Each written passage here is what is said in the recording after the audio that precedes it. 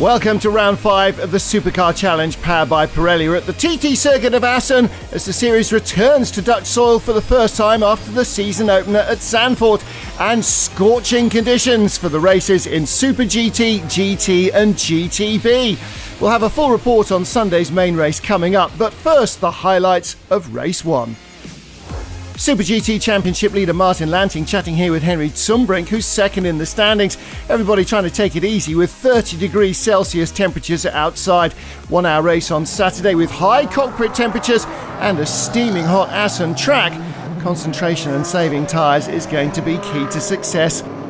Zumbrink starts on pole from Kelvin Snooks, Volvo S60's first and second, Roger Grahl's third in the Viper, right alongside us there as we ride with the championship leader, and behind the Audi R8, Fabian Hamprecht and Paul Bailey in that white Aston Martin Vantage.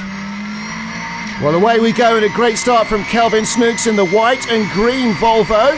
Henry Zumbrink didn't get away there, the pole sitter. Bob Herber goes around the outside into Harbach, takes second position. You can see very good start from the yellow Vicora just back there. Barry Mason, there is Mason right in front of us as we ride with Roger Grahl's.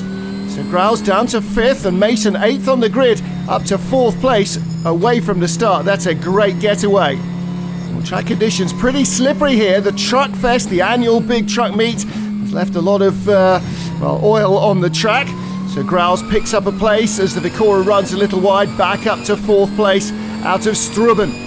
Fastest man on lap 4, Henry Zumbrink, but he dropped back down to 10th during the mandatory pit stop. The David Tech engineering team trying to fix the problem. Not good for his second spot in the championship. Ja, teleurstellend. Ja, een versnellingsbakprobleem. Very disappointing, it says. We've got gearbox problems. Paddle shift didn't work, well, barely. At the start, I could hardly shift up, so I lost a couple of places. It did start working again through the first corner for a couple of laps. Then the problem got worse, and I only had 2 gears. Nothing the team could do eventually during the pit stops in such a little time. So I ended up finishing the race with just 2 gears until the end when everything suddenly started working again. So we think the faulty sensor came back to life, and I was able to set some fast laps again, but with losing 3 laps in the pits, there's nothing you can do, which is very unfortunate. Well, with the hard work of the team and a little bit of luck in the end, he did make the 75% race distance to finish 8th in class and get some points for the championship. Kelvin Snooks, his teammate, comes in as leader in Super GT. 15 more result seconds than the RaceArt SRT Viper GT3. He has a massive lead. Well, the timekeeper says he's going too soon, but he's determined to go. That's quite a risk to take it into your own hands. A second too early out of the pit lane, you're going to end up with a drive-through. Davey Lemonson, the timekeeper, a little bit confused there, but it seems that Snooks was right. After the hour-long race, he wins by just 8 seconds over the RaceArt Viper. Very close, he says. Over the radio, they told me the Viper was good, and the fans can still enjoy this great racing series. And poleman Kelvin Snooks with a V8 Volvo has won 2 races so far. He'll be eager to take a 3rd. Alongside him on the front row, Henry Zumbrink, the other Volvo S60 and Polestar blue and yellow. He's won 4 races so far, but is 7 points behind championship leader Martin Lanting and Bob Herber. Herber starting 3rd with a Ferrari next to Robert de Graaf, 4th in the RaceArt Viper. The GT pole sitter is Frederik Jonkeren in the Ferrari. He'll start in 8th place. And the GTB pole sitter Ferdinand Kool in the Gulf Corvette. He starts in 12th on what is a very busy race 2 grid. Air temperature 26 degrees today, so better in the cockpit and better on track than in race 1. 45-minute race should be 27 laps and 82,000 fans packing the TT circuit at Assen. Kelvin Snooks leading the field. Behind the safety car, Henry Zumbrink, then Bob Herber, Robert de Graaf, Paul Bailey's Aston, and Barry Mason in the yellow Vicora V8. We're on board with Bob Herber alongside us. Robert de Graaf and Bob Herber warming the brakes.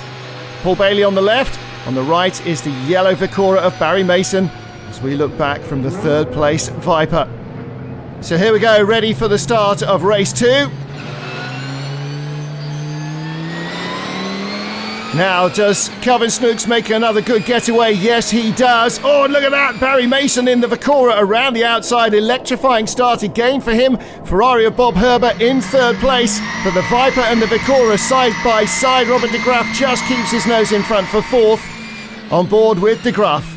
There's the championship points leader right in front. Bob Herber sharing that Ferrari, of course, with Martin Lanting. GTB leader Ferdinand Kuhl in the Gulf-coloured car. We're on board with him. A couple of cars in front of us. Craig Wilkins in the Viper, Barry Van Elk in the Moser. Right behind, Dan Meyer, then Marcel van Berlo.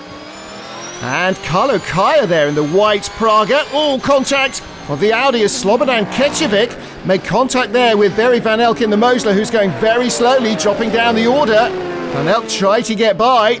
Craig Wilkins in the Viper has succeeded, I think. Yes, he's got through, but the Audi holding up Ferdinand Kuhl now in that Gulf-coloured car. And right behind, the Martini colours on the Porsche. Well, the GTB leaders are managing to squeeze by, but Kecevic is struggling in that Audi. He needs to get in the pits and get it checked out. Meanwhile, Kelvin Snooks leads. Blue car Henry Sumbrink in second, Bob Herbert in third in the Ferrari, and this trio starting to jump away from Robert de Graaf in fourth, the yellow Vicora Barry Mason in fifth, and our GT class leaders, Frederick Jonkera in sixth position. Whoa, and Barry Mason getting it all wrong there. Whoa, looping it round in the Harbot. Got to keep the engine running, get back on track. And he's going to lose any contact with the leading group. Look, he's way down in the GTB runners now. Kelvin Snooks and Henry Sumbrink in the Volvos, first and second. Bob Herbert in third place. A gap back to Robert de Graaf's Viper in fourth. The man he made contact with, Barry Mason, he's on the radio to the team. Sounds like the Vicora is stuck in third gear, and that's never going to finish the race. He's headed for retirement. On board with Henk Tace. Third in the GT class. He's behind Super GT driver Paul Bailey in the TF Sport Aston Martin Vantage. First time here at the TT circuit at Assen for Bailey. Takes up the inside, but Bailey goes for the apex anyway. Contact. Henk Tace buried in the gravel. Paul Bailey does continue though. And that's the end of the race for the championship contender. Well, it's an unfortunate incident, especially for Henk Tace. He doesn't think that it's his fault. Says drivers should check the mirrors when you're battling. When I'm overtaking on the inside, there's no point in coming for the apex. Well, I guess that's racing. I suppose I should take into account that people can turn in like that. Maybe I should have waited, but it's really a shame. I try to keep the car in one piece. Racing's expensive enough without any damage, and that might put an end to my season. That's all I can say really at the moment. I'm feeling pretty down now. Maybe it'll be different tomorrow, but we'll see how it goes. Okay. I think the car behind me was much quicker than me, but he was some distance behind me. When I looked in my mirrors, I then took the corner and he was there. So I think that he would have overtaken me eventually, but I didn't expect him to take me in that corner. Well, either way, a damaging weekend for Henk Tace. Back to lap 4 with the GTB battle. Ferdinand Kuhl behind Henk Tace at this stage, taking a defensive middle line into the Gert Timmer chicane. Better exit for Dan Meyer in the Porsche, and of course, as we saw in race 1, more top speed for that Porsche. Straight by him. No point waving, Ferdinand. You got the line wrong behind Tace, and you pay the penalty.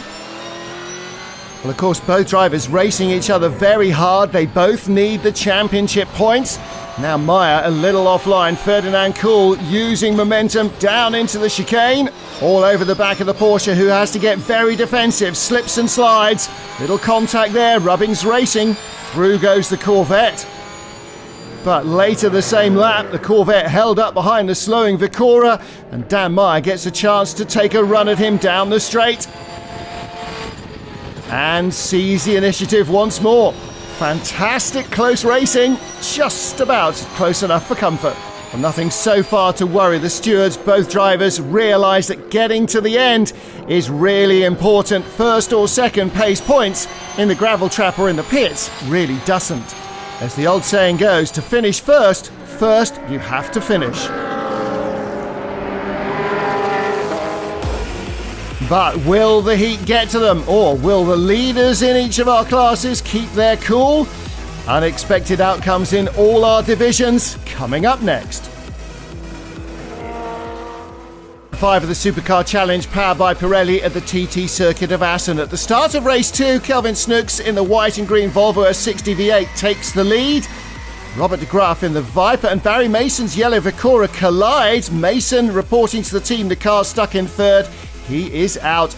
Problems too for other Super GT cars, but not our leading trio. Kelvin Snooks, the blue car of Henry Sumbrink, and Bob Herbert's Ferrari.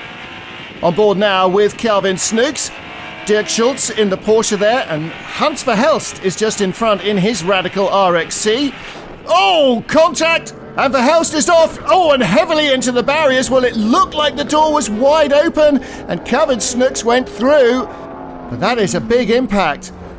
Let's take a look again. Snooks flashing. Verhelst looks like he's made way. Turns in, contact, and he goes straight off hard into the barriers.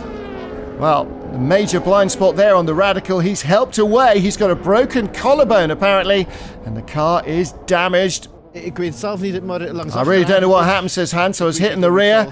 Didn't even know who did it. I won't blame anybody until I've seen the footage. It was the fastest point of the track. I got hit in the back and smashed into the wall, and that's it.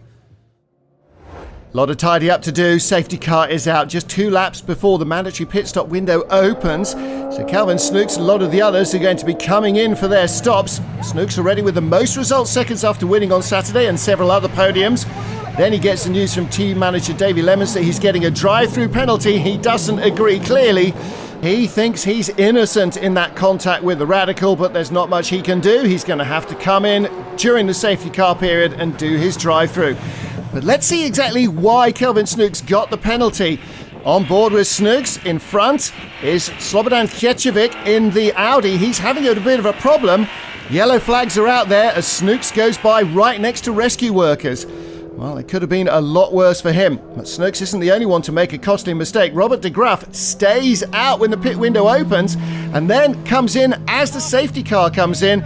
They lose 49 seconds in total. An absolute nightmare. Radio didn't work, says Robert. I had no idea what the plan was. The others came in. I thought it was too early. I didn't dare come in, so I stayed behind the safety car. That seemed to take forever. I've never done such a slow lap at Assen. It's a shame, really. Any chance of a podium's over now, and that's a real shame. What a waste. Second before the pit stops, Henry Sumbrink takes over the lead after them. He had less result seconds than Calvin Snooks, and of course, no drive-through penalty either. Martin Lanting took over the Ferrari from Bob Herbert in second place as Snooks is on the attack, coming back from third place. And as the Ferrari drifts wide, looking to try and grab second. Close battle in the dying stages, high cockpit temperatures, high track temperatures. Martin Lanting really under pressure.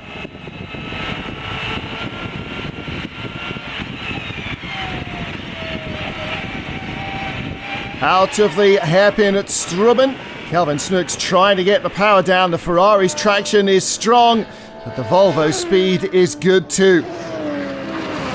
Snooks again all over the back of the Ferrari. Working really hard, gets the drive. And the V8 just squeezing him down the inside. Makes the pass stick. Continues his recovery from that drive-through to take second place as Henry Sumbrink rushes to the checkered flag as the race leader. It's win number 5 out of 10 starts and out of 6 visits to the podium. So clearly he's not settling for second or third. A much-needed win after the bad luck on Saturday. Just what I needed. After a couple of laps, unfortunately, the battery indicator light started flashing. The paddle shift started going off again. I managed to turn a few other things off. The paddle shift started working again, but without the throttle blipper. So I had to be very careful on the downshifts, heeling and towing to make it to the finish. Luckily, the safety car helped a lot, but I'm very happy to finish the race. Happy too that teammate Calvin Snooks got into second place ahead of Martin Lanting, because that means he's now 4 points closer to Lanting and Herbert, the championship leaders. The gap just 3. Lanting and Herbert have scored a win this season, but they've had 9 podiums, so great reliability for the Martino Rosso Racing team. Leading from start to finish, Frederik Jonker and Patrick van Glabeke in the Curbstone Ferrari 453 win their 5th GT class race of the season and take their 9th podium. Craig Wilkins and Aaron Scott was second. They took no advantage from their win on Saturday because Jonker set pole and fastest lap for the race, gaining an extra 2 points in front of them.